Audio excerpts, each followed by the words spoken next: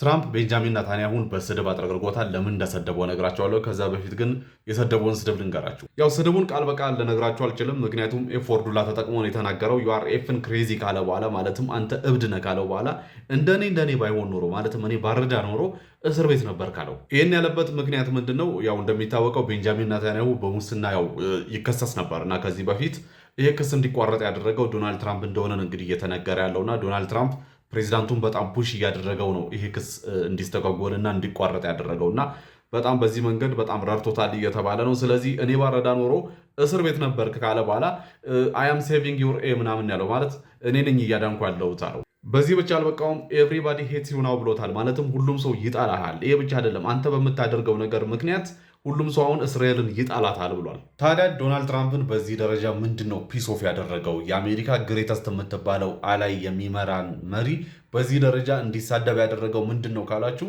ከዚህ ይሄ ስድብ ከመከሰቱ በፊት ከሰዓታት በፊት ቤንጃሚን ኔታንያሁ ለሚሊተሪው ትእዛዝ ያስተላልፋል ማለት ነው። ትእዛዙ ምንድነው? የእስራኤል ሚሊተሪ በሳውዘርን ቤሩት አካባቢ የሚፈጽመውን ጥቃት ማለትም ሂዝቦላ የሚያደርገውን ኦፕሬሽን እንዲቀጥልበት ማለትም ከቆመበት እንዲጀምር ትእዛዝ ያስተላልፋል። በዛም ደግሞ ጥቃት ማድረስ ይጀምራል ማለት ነው። በሌላ በኩል ደግሞ ዶናልድ ትራምፕ ከኢራን ጋር ያለውን ጉዳይ በፒስ ለመቋጨት ማለትም በድርድርና በሰላም ለመቋጨት እንግዲህ እየለፋ ያለበት ሰዓት ነው እና ይህንን ሙሉ ገደል ይከትበታል የቤንጃሚን ኔታንያሁ ውሳኔ። ምክንያቱም ሰኞ የሰራሁላችሁን ቪዲዮ ታስታውሱ እንደሆነ ኢራን አሁን እስራኤል በሂዝቦላ ላይ የምታደርገውን ኦፕሬሽን ካላቆመች ማለትም በሁሉም ፍሮንት ያለው ጦርነት ሙሉ ለሙሉ ሲዝፋየር ካልታወጀ ሙሉ ለሙሉ ጦርነቱ ካልቆመ ከዚህ የሰላም ድርድር ሙሉ ለሙሉ እወጣለሁ ብላ አስፈራርታለች ብዬ ቪዲዮ ሰርቼላችሁ ነበር። ስለዚህ ዶናልድ ትራምፕን ባጭሩ ያናደዳቸውና ያበሳጫቸው ቤንጃሚን ኔታንያሁ ጋር ደውለው እንደዚህ እንዲሳደቡ ያደረጋቸው ነገር ምንድን ነው ማለት ነው?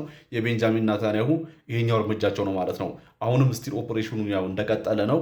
ኢራንም ያው ከዚህ በኋላ ድርድር ውስጥ የለውበትም እያለች ነው። ይኸውላችሁ ዶናልድ ትራምፕ ይህንን ጦርነት በፍጥነት ማቆም ይፈልጋሉ እና በፍጥነት ማቆሚያ መንገድ ደግሞ ብቸኛ መንገዱ በአሁኑ ሰዓት የሰላም ድርድር ነው። ለመሰላችሁ አሁን ሚድተርም ምርጫ እየደረሰባቸው ነው እና አሁን ያለው የጋዝ ፕራይስ ቶሎ ብሎ ካላረጋጉት፣ ያው ጋዝ ፕራይስ ጨመረ ማለት ኢንፍሌሽን አብሮ ነው የሚጨምረው እና ይህንን ነገር ቶሎ ብሎ ካላረጋጉት አገር ውስጥ ያለው ጉዳይ የሁለተኛ ሚድተርሙ ምርጫ ችግር ውስጥ ይገባል ማለት ነው። ስለዚህ ብለው በፍጥነት ለማቆም ነው ይህንን ጦርነት የሚፈልጉት። ታዲያ እንግዲህ እንደነገርኳችሁ ጦርነቱን በፍጥነት ማቆሚያ ብቸኛ መንገዱ በሰላም መደራደር ነው። በጦርነት ከተካሄደ ያው የተራዘመ ነው የሚሆነው። አሁንም የበለጠ ጉዳቶች እዚህም እዛም ይፈጠራሉ። ይህን ደግሞ አሁን በአሁኑ ሰዓት ዶናልድ ትራምፕ አይፈልጉትም። ቶሎ በፒስ መላቀቅ ነው የሚፈልጉት ከዚህ ጦርነት። ይህንን እንዳለ ገደል ከተተባቸው ማለት ነው የቤንጃሚን ኔታንያሁ አካሄድ። ይህ ብቻ አይደለም። ዶናልድ ትራምፕ በጣም ብዙ ነገር ነው ኮምፕሌን ያደረጉት በዚህ የስልክ ጥሪያቸው። እስራኤል በሚሊተሪ ለምናደርግላት ድጋፍ ግሬትፉል አይደለችም ወይም ደግሞ አመስጋኝ አይደለችም፣ እያመሰገነች አይደለም ብለውላ ኮምፕሌን አድርገዋል።